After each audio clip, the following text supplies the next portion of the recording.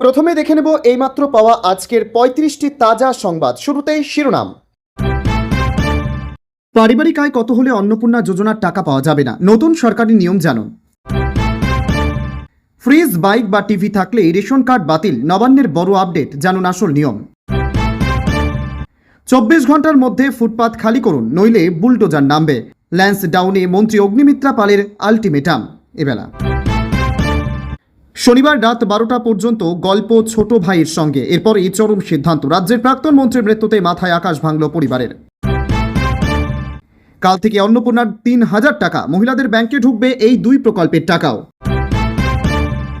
আশিস বন্দ্যোপাধ্যায়ের মৃত্যুতে অপপ্রচার নিয়ে বিজেপি ও সংবাদ মাধ্যমের একাংশকে নিশানা, গর্জে উঠলেন অভিষেক। তৃণমূল জামানায় কোটি কোটি টাকার মাদক কারবারে কিভাবে সহজ জামিন, রহস্য ভেদে এসআইটি করার নির্দেশ হাইকোর্টের। এখনো ইকোআইসি না করলে কি হবে, আপনি কি সিলিন্ডার পাবেন নাকি পাবেন না, গ্যাসের এই নিয়ম সম্পর্কে জেনে নিন। আজই উপভোক্তাদের হাতে আয়ুষ্মান কার্ড, শুরু হচ্ছে মুখ্যমন্ত্রীর স্বাস্থ্য বীমা প্রকল্প। কি হবে স্বাস্থ্যসাথীর? প্রাক্তন মন্ত্রী আশিস আত্মঘাতী কি? নিশ্চিত নন মন্ত্রী অগ্নিমিত্রা। আত্মহত্যা হলেও তা প্ররোচনার ফল বলে মনে করছে কুণাল। হো হো করে বাড়ছে সোনার দাম, অদূর ভবিষ্যতে প্রতি 10 গ্রামের দাম কত হবে জানেন? রইল আর্থিক বিশেষজ্ঞদের বড় পূর্বাভাস। বিনামূল্যে রেশন পেতে কোন অ্যাপ ডাউনলোড করতে হবে, কেওয়াইসি কিভাবে করবেন? বিহারে বড় রাজনৈতিক তোলপাড়, বিজেপি ও আরজেডির মধ্যে উত্তেজনা বাড়ছে, চমকে দিচ্ছে নতুন সমীকরণ। জনগণনার কাজ করা শিক্ষকদের অন ডিউটি দিতে হবে, শেষ লগ্নে নির্দেশ কলকাতা পুর নিগমের। রহস্য মৃত্যু রাজ্যের প্রাক্তন ডেপুটি স্পিকার আশিস বন্দ্যোপাধ্যায়ের, ঘটনাস্থল থেকে উদ্ধার সুইসাইড নোট। লাল সতর্কতা জারি একাধিক জেলায়, ঘূর্ণাবর্ত জোড়া নিম্নচাপের জেরে ফের ভারী বৃষ্টির তাণ্ডব, আবহাওয়ার বিরাট আপডেট। খাঁটি ও সজ্জন রাজনীতিবিদ ছিলেন প্রাক্তন মন্ত্রী আশিস বন্দ্যোপাধ্যায়ের মৃত্যুর পর ফোন শুভেন্দুর, তদন্তের নির্দেশ সিডিআরের। হাসিনাকে ঢাকার হাতে প্রত্যার্পণ, সিদ্ধান্ত নেবে ভারতের আদালতে, দুদেশের আলোচনা তুঙ্গে। চাকরি নয়, এবার উদ্যোক্তা হওয়ার পালা। এলপিজি গ্রাহকদের জন্য বড় খবর, এখনো করেননি ইকেওয়াইসি, জানেন কি হতে পারে? এতক্ষণ শুনছিলেন সংবাদ শিরোনাম, এবার আসছে বিস্তারিত খবরে। ভিডিওটি ভালো লাগলে লাইক করুন এবং আমাদের ইউটিউব চ্যানেলটি সাবস্ক্রাইব করে আমাদের সঙ্গে থাকুন। পরবর্তী আপডেটের জন্য ধন্যবাদ। রাত পোহালেই অন্নপূর্ণা যোজনার তৃতীয় কিস্তির টাকা ছাড়তে শুরু করবে রাজ্য সরকার। 17ই আগস্ট সোমবার থেকে যোগ্য উপভোক্তাদের অ্যাকাউন্টে ৩,০০০ টাকা করে পাঠানো হবে। পাশাপাশি কারা পাবেন না সেটাও স্পষ্ট করে দিয়েছেন মুখ্যমন্ত্রী শুভেন্দু অধিকারী। আবেদনকারী মহিলার মাসিক আয় ও পারিবারিক আয় কত হলে এই সরকারি প্রকল্পের সুবিধা পাওয়া যাবে না তা জানিয়ে দিয়েছেন তিনি। অন্নপূর্ণা যোজনা নিয়ে বিরাট আপডেট। এ রাজ্যে সরকারি প্রকল্পের বেশ কিছু নিয়মে বদল এসেছে। জমির পরিমাণ, ঘরের সংখ্যা, মহিলাদের আয় সংক্রান্ত বেশ কিছু নিয়মে বদল এনেছে রাজ্য সরকার। কিছু ক্ষেত্রে আবার নিয়ম শিথিলও করা হয়েছে। রাজ্যের কোনো মহিলারা অন্নপূর্ণা যোজনা পাবেন তা নির্ধারণ করতে আগেই বেশ কিছু শর্ত বেঁধে দিয়েছিল রাজ্য সরকার। জানানো হয়েছিল কেন্দ্র ও রাজ্য সরকারের চাকরিতে থাকা মহিলা, আয়কর প্রদানকারী মহিলারা এই সরকারি প্রকল্পের সুবিধা পাবেন না। সম্প্রতি মুখ্যমন্ত্রী জানান, কোনো মহিলা মাসে 10,০০০ টাকা অথবা তার বেশি উপার্জন করলে অন্নপূর্ণা যোজনার টাকা পাবেন না। শুভেন্দু জানিয়েছেন, আবেদনকারী মহিলারা বার্ষিক পারিবারিক আয় যদি 12 লক্ষ টাকার বেশি হয় তাহলে অন্নপূর্ণা যোজনার সুবিধা পাবেন না। জমির মালিকানার ক্ষেত্রেও বেশ কিছু শর্ত বেঁধে দিয়েছে রাজ্য সরকার। অন্নপূর্ণা যোজনার উপভোক্তাদের উদ্দেশ্যে মুখ্যমন্ত্রী জানিয়েছেন, এরপর থেকে ৩,০০০ টাকা করে পাওয়ার জন্য আর এত অপেক্ষা করতে হবে না। প্রত্যেক মাসের দ্বিতীয় সপ্তাহে এই প্রকল্পের টাকা দিয়ে দেওয়া হবে। আগস্ট মাসে যারা টাকা পাবেন তারাই এরপর থেকে টাকা পাওয়ার জন্য যোগ্য বলে বিবেচনা হবেন বলে খবর। তৃণমূল আমলের লক্ষ্মীর ভাণ্ডারের জায়গায় অন্নপূর্ণা যোজনা চালু করেছে বিজেপি সরকার। লক্ষ্মীর ভাণ্ডারের মাসে মাসে ১,০০০ থেকে ১৫০০ টাকা করে দেওয়া হতো, তবে অন্নপূর্ণা যোজনায় সেই ভাতা বাড়িয়ে এক ধাক্কায় ৩,০০০ টাকা করে দেওয়া হয়েছে। সরকারের বিধে দেওয়া যাবতীয় শর্ত পূরণ করলেই মহিলারা এই টাকা পাবেন। বাড়িতে ফ্রিজ আছে, টিভি আছে কিংবা মোটর বাইক রয়েছে, এই কারণেই কি এবার কেটে যাবে রেশন কার্ড? নতুন সরকার ক্ষমতায় আসার পর এমনই একটি দাবি ঘুরে বেড়াচ্ছে সামাজিক মাধ্যমে। ফলে বিনামূল্যে রেশন পাওয়ার নিয়ে অনেকের মধ্যেই তৈরি হয়েছে উদ্বেগ। কিন্তু এই দাবির সত্যতা কতটা? এখনো পর্যন্ত শুধুমাত্র বাড়িতে ফ্রিজ, টেলিভিশন, কম্পিউটার, ল্যাপটপ বা মোটর বাইক থাকার কারণে রেশন কার্ড বাতিল করার কোনো সরকারি নির্দেশিকার কথা জানা যায়নি। অর্থাৎ এই ধরনের সাধারণ গৃহস্থালির জিনিস থাকলেই খাদ্য সুরক্ষা থেকে বাদ পড়তে হবে এমন কোনো নিয়ম নেই। বর্তমানে রাজ্যে ডিজিটাল ব্যবস্থায় রেশন বন্টন করা হচ্ছে।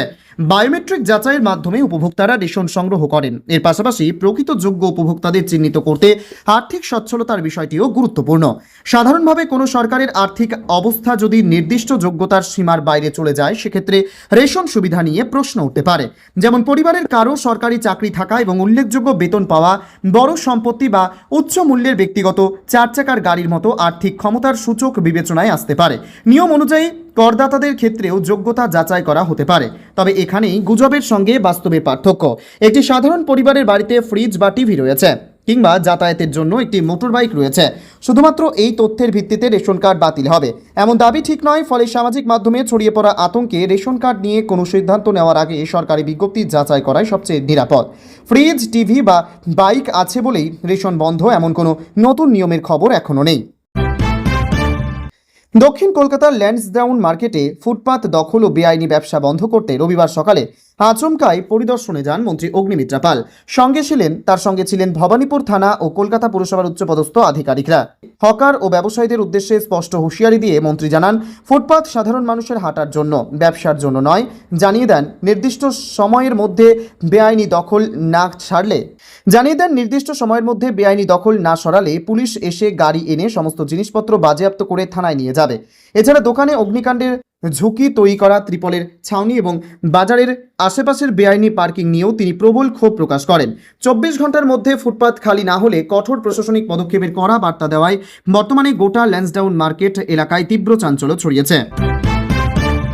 রামপুরহাটের প্রাক্তন বিধায়ক তথা পশ্চিমবঙ্গ বিধানসভার প্রাক্তন ডেপুটি স্পিকার আশিস বন্দ্যোপাধ্যায়ের মর্মান্তিক মৃত্যুতে গভীর শোক প্রকাশ করলেন তৃণমূল কংগ্রেসের সর্বভারতীয় সাধারণ সম্পাদক অভিষেক বন্দ্যোপাধ্যায়। তার বক্তব্য, এই মৃত্যু শুধু হৃদয় বিদারক নয়, রাজনীতি ও সাংবাদিকতার ক্ষেত্রে দায়িত্বশীলতার সীমারেখা নিয়ে প্রত্যেকের বিবেককে নাড়া দেওয়ার মতো ঘটনা। অভিষেক বন্দ্যোপাধ্যায় বলেন, আশিস বন্দ্যোপাধ্যায় ছিলেন দীর্ঘদিনের শিক্ষক এবং জনসেবায় নিয়োজিত এক সম্মানীয় ব্যক্তি। সততা, মর্যাদা এবং সরলতার সঙ্গে তিনি কয়েক দশক ধরে মানুষের জন্য কাজ করেছেন। তার মতো একজন ব্যক্তিত্ব বীরভূমের মানুষের কাছে গর্বের ছিলেন বলে উল্লেখ করেন অভিষেক। বাইরে জয় শ্রীরাম স্লোগান, মহুয়াকে ঘর ছাড়ার নির্দেশ। কি ঘটেছিল কৃষ্ণনগর সার্কিট হাউসে? আশিস বন্দ্যোপাধ্যায়ের মৃত্যুর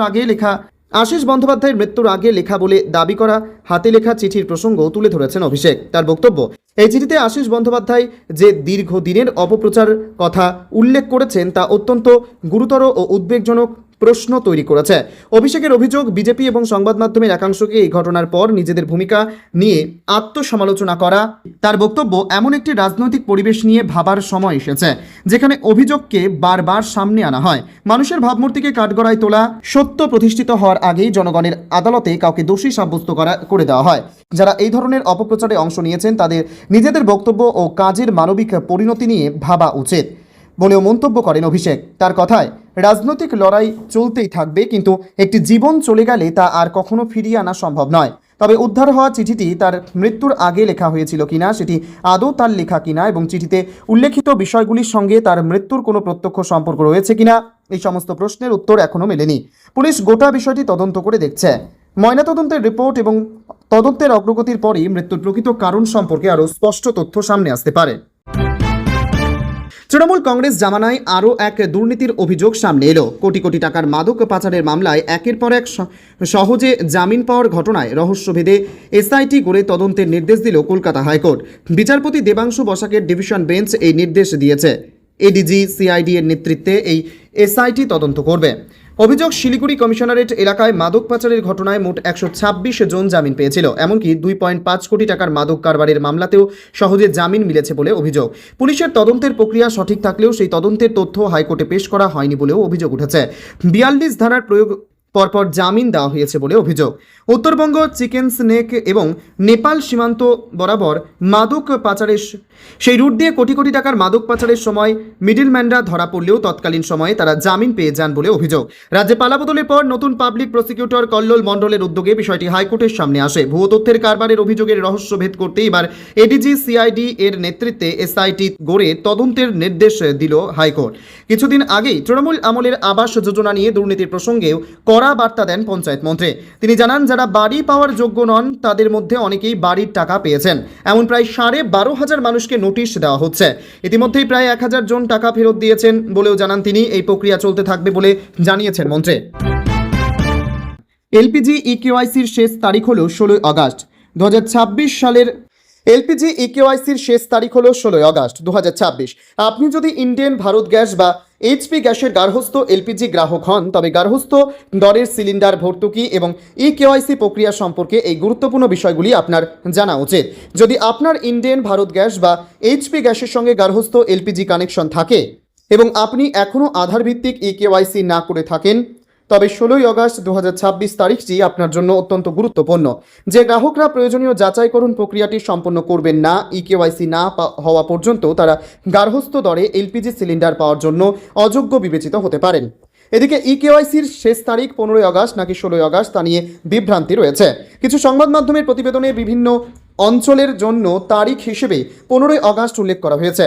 তবে ইন্ডিয়ান অয়েল গ্রাহকদের 2026 সালের 16 আগস্টের মধ্যে ইকেওয়াইসি সম্পন্ন করতে বলেছে।